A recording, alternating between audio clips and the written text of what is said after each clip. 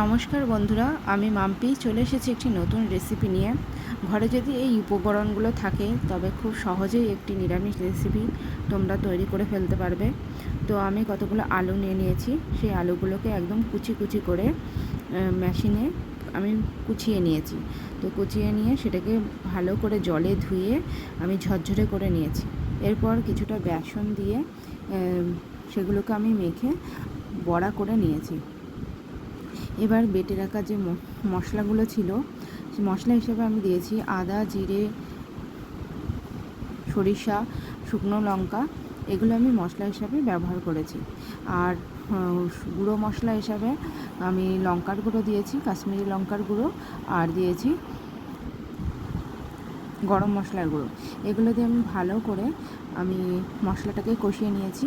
দেখো, মশলাটাকে কষাতে কষাতে তেল ছেড়ে যায় সেরকমভাবে কষিয়ে নিয়েছি। এরপর আলু আর ভেজে রাখা পটল দিয়ে আমি জল ঢেলে দিয়েছি, আর ভেজে রাখা বড়াগুলো দিয়ে দিয়েছি। নামানোর আগে সামান্য চিনি দিয়েছি।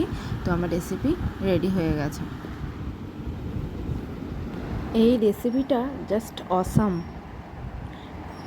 প্লিজ ট্রাই করো।